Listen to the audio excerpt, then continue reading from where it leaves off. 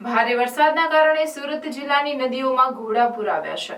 માંગરોળ તાલુકાની કીમ નદીએ રૌદ્ર સ્વરૂપ ધારણ કરતા સિમુદ્રા સહિતના ગામોમાં પાણી ઘૂસ્યા હતા, જેમાં ફસાયેલ 7 લોકોનું એસડીઆરએફની ટીમે રેસ્ક્યુ કરી બચાવ્યા હતા।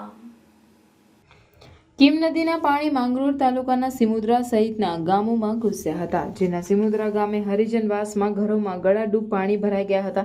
સવારથી ઘરોમાં ફસાયેલ 7 લોકોનું એસડીઆરએફ ટીમ દ્વારા ધસમસતા પાણીના પ્રવાહમાં રેસ્ક્યુ કરાયું હતું।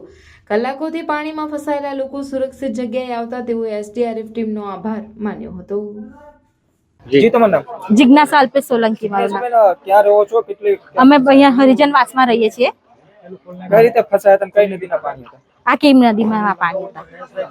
કેટલી કલાકથી ફસાયા? અમે 4 થી 5 કલાકથી ફસાયેલા છે। હા, કઈ રીતની તંત્રએ કામગીરી કરી છે? આ તંત્રે કામગીરી સારી રીતના કરી છે। એમને જેવી રીતે સમય મળ્યો એ રીતે આવીને અમને બચાવી લીધા। કેવું લાગે છે? હવે સારું લાગે છે। સાહેબ, માંગરોળ તાલુકામાં કેવી સ્થિતિ?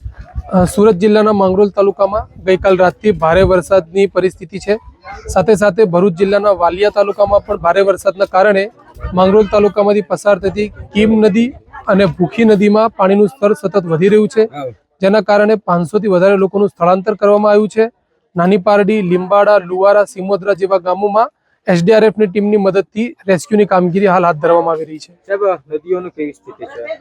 અત્યારે હાલ માંગરોળ તાલુકાની કીમ નદી અને ભૂખી નદીનું સ્તર ભયજનક પરિસ્થિતિ કરતા નીચે છે, પરંતુ નદીના સ્તરમાં સતત વધારો થતો હોવાથી તાલુકામાં એલર્ટ જાહેર કરવામાં આવેલું છે તથા તાલુકાના લોકોને કોઈ પણ જરૂરી કારણ વગર ઘરની બહાર નહીં નીકળવા માટે એલર્ટ જાહેર કરેલું છે।